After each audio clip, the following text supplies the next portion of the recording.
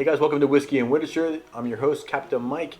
This is my Hurricane Idalia video 5, my Evacuation Part 4 video, and my Tater 2 video. It's all of that stuff in combined. I'm a little behind where I wanted to be as far as my time frame goes, but you know, I'm not at my house and I'm working with equipment that I never used my GoPro before, haven't used these.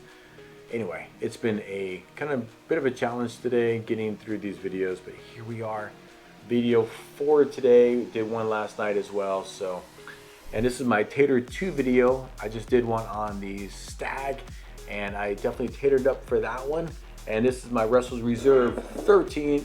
Super excited about this bottle. I opened it just now. I opened it just now today.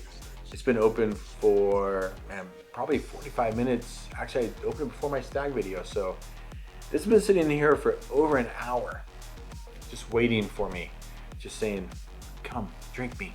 And now it's time. Bought this Russell Reserve. I walked into a local Lucan's, and they happened to have it on the shelf, and they wanted $299 for this bottle. MSRP is 150 bucks.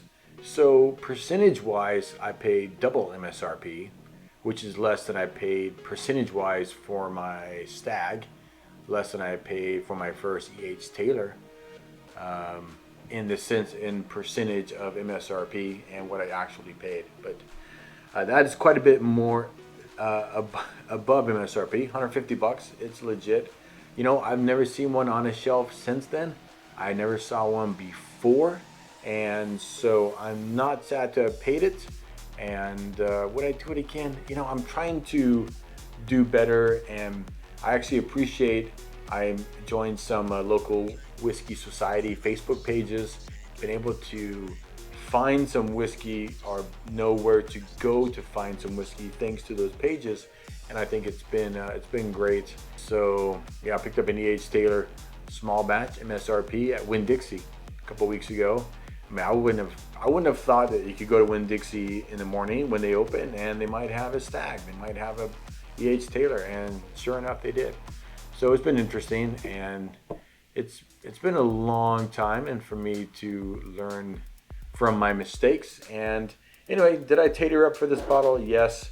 Am I sad about it? No. Would I do it again? Probably not for the 13. I don't know. Well, let's get at it. And again, this is we've evacuated for the hurricane. It's 9:50, almost 10 o'clock at night right now. I think the hurricane, when is it supposed to pass, Laura, like parallel to us? Is that at 1 o'clock or is that at 3 o'clock tomorrow? Like 1 in the morning? No, I'm not sure. Okay. Well, you know, luckily for us, in the sense that the hurricane is not coming at us, and that means it's going to go to somewhere else, and we do feel for them. What we are going to get, unlike what we got last year, because of the way the hurricane rotates counterclockwise, you know, it pushed the water out of the base. It wasn't really a problem for us this year. However, due to it passing north of us, it's going to be pushing the water into the bay. We live 3 blocks from the beach. So here we are in a hotel, only 4 miles away from our house, but it's just far enough away. We're not in an evacuation zone, we're not in a flood zone, and there's a Waffle House across the street, so I guess we're good to go. Anyway, what we are concerned about is the storm surge. So that'll be early tomorrow afternoon, and we have the hotel for tomorrow night. So if to stay tomorrow, we will. And if you are in the path, or anyone that you, and if your loved ones or any of your friends are in the path of the hurricane, I hope they've done what they need to do to get prepared. And it keeps shifting. You never know. You just do what you can. Do your best to prepare. And, you know, if you are in a position where you can help a neighbor out or help a family or a friend, then you should do so. It's that time. It's that time you can. And these are some of these moments in our lives where we have to step up and help those around us in little ways and in big ways, whatever those happen to be. Even if it's just something you heard or some advice, or actually putting yourself out there and doing what you can to help your neighbors. So anyway, I am pretty excited about this whiskey. Yes, I tatered up for it, I do really enjoy Wild Turkey products. You know, it was a long while before I got into any Wild Turkey. I probably drank whiskey 2.5 years before I touched any Wild Turkey product. And one of the first ones that I bought was a Wild Turkey Rare Breed. And it is one of my favorite whiskeys. Wild Turkey Rare Breed, like, what a workhorse. It's a MacGyver of whiskey. It's a multi-tool. You can drink it neat. You can put it over ice. You can put it in a cocktail. It stands up to anything. It is one of my favorite whiskeys, the Wild Turkey Rare Breed. And I like the bourbon and the rye. Good stuff. 101 all day long, every day. $22 for a bottle. Man, all the Wild Turkey products, they're great. This Russell Reserve. I like just the straight Russell Reserve. I have the 10-year, the single barrels, and they've all been really good. So when I saw this 13, you know, I'd heard good things about it. So I jumped on it. Let's see, mash bill. I think I have it over here. It's just Wild Turkey's mash bill, right? 75% corn, 13% rye, and 12% malted barley. The MSRP did jump. I believe the MSRP is $150 now. I was gonna say non-age stated, but it's obviously 13 years of 114.8 proof and of yummy goodness. Well, let's get at it. Russell Reserve, 13 year.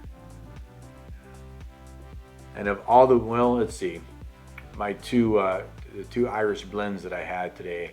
So this is my 6th whiskey that I popped and taking a sip of today. And the 2 Irish blends, they're more expensive than this. I'm just talking MSRP.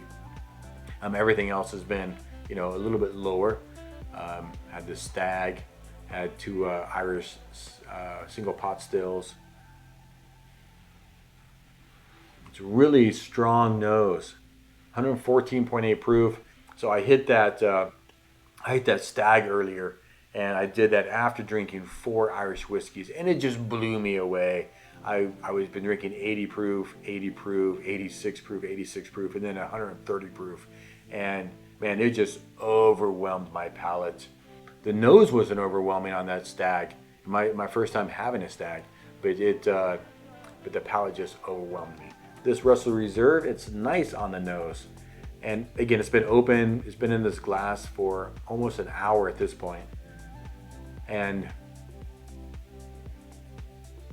it's really nice. 13 years in a bottle. And 13 years in a new American oak, it's different than, say, the Jameson 18. Those have been, I'm pretty sure those are in used oak barrels. So some of them were in used sherry barrels. So you don't have that interaction with the wood as much as you do with American bourbons. That's why you don't really see a whole lot of really old age-stated bourbons compared to, say, Scotch and Irish whiskeys. I mean, that Middleton Very Rare, it has some 36-year-old whiskeys, I believe, in it. I'm not sure if you can hear the rain. We're really getting the outer bands right now of Idalia as it comes around. I went out for a walk earlier today. I needed an SD card, and I was almost back to the hotel. I was about 200 yards away, and it wasn't starting gently. It just started. It was a deluge. Just blew me away, and I just ran the rest of the way to the hotel. But it's really raining right now, and we need it. Like, all the weeds in my yard are dead, so they've been dying for some water. It's a nice nose. Get that age. It's rich. And believe it or not, I get, and this is something I have never noticed in a nose before in a whiskey, I get just a hint of chocolate. And I've seen that in notes before on other whiskeys and other guys reviewing that and saying they get some of that. And I had never ever noticed that until on this here. I get it. It's like a dusty chocolate, like a not a cocoa, but baker's chocolate. Is that what they call that? Like a dusty, like a not a really sweet chocolate. Yeah, it's a very nice nose. I really do like the Wild Turkey products, so pretty excited about this one. How about you? Are you a fan of Wild Turkey or Russell's Reserve? Have you had the 13 year? Would you have paid what I say, $2.99 for this bottle. I don't think I would do it again. I mean, I have one now, so I don't need to do it again. But I don't know. I'm trying to do better on that whole situation of paying too much for whiskey, too much above MSRP. I had the Whistle Pig Boss Hog, and it's $600, and that was fine. Haven't opened it either. It's for my contract. I hope that rain isn't too noisy. I keep thinking I get a little bit of nuttiness on here as well. Just a hint. It's good. It's good. I feel like you could. It's not overpowering. I feel like you could just keep smelling that for quite a while and perhaps getting different things from it. I feel like it's that complex. Sometimes you nose a whiskey, it's like, oh, that's it. You know, it's a kind of one-dimensional. I think this is more than that. Cheers.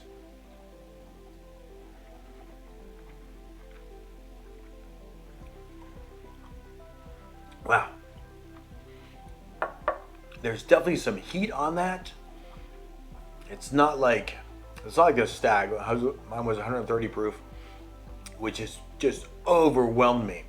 And this is a lot of heat. There's a lot of spice on that palate.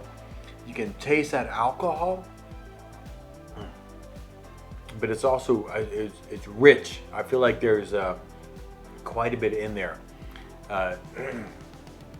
Okay, there's a hint of that rye spice, and it's a bit drying on my mouth. Again, I think that's just the alcohol. It's the heat on it. Let's try it again.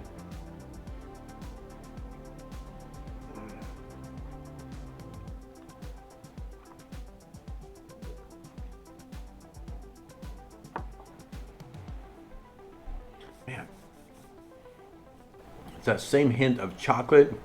There's some it's really peppery. It's very spicy. There's some heat from the proof, but there's also heat in the form of spice. There's some rice spice. There's some cinnamon spice. There's some pepper spice. It's just that's what I'm getting right now. It's just spice and goodness. There is some sweetness, but the sweetness then is kind of overwhelmed by the spice and the heat. So that's, and I guess some of that kick, some of that spice comes from the age, from the barrel, some of that oak spice.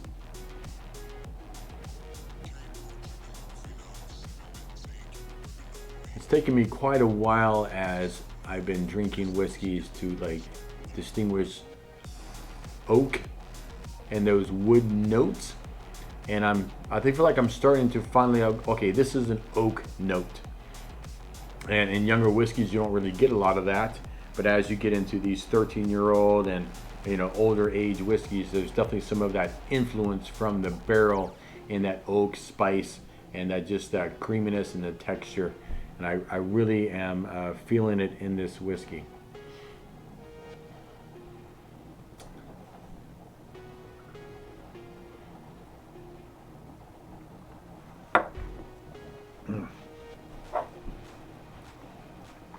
Again, on that pour, just really just some immediate heat. That's really what I'm just thinking. It's a very nice spice with some sweetness at the front, and I don't know, I can't tell you what kind of sweetness it is. It's almost overwhelmed by those spices, and I do really like it. I just opened this bottle 1 hour ago, poured it in there. Now I'm drinking it, and I think, like the Stag, perhaps with some time it'll help the whiskey a little bit. Not that I think it's bad right now. I think it's a very good whiskey, and I can see it being even better in the future. And that's something I've really learned, instead of just like popping the top and just immediately pouring and drinking, trying to pour it in there, let it sit in there for a while. And so when I pour this out, and the next time I'll pour it in there and let it sit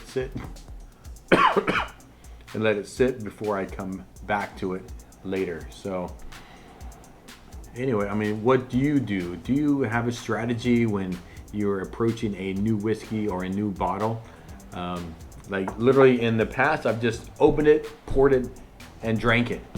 So now I'm trying to open it, let it sit for a bit if I can, pour it, definitely let it sit, at least 15, 20 minutes if I can, if it's a newer, nice whiskey that I've never approached before. It's just things that you learn that you don't know. I mean, prior to this year, I would just drink some whiskey, not really trying to learn about it and experience it more. But if you're gonna buy a bottle of whiskey for $300, pay over the asking price or over the MSRP, you want to get as much out of it as you can, and you do that by learning about it. What's the mash bill? Obviously, the age is 13 years. As many facts as you can about the whiskey, and then trying to appreciate it to the most. And you do that by trying to capture all of those notes. And that's a skill. It's a skill that I'm still working on. So, but I can see path to greatness for this whiskey, and I'm excited as I get more and more Russell's Reserve. It's just a whiskey that I like more and more. So anyway, one more sip.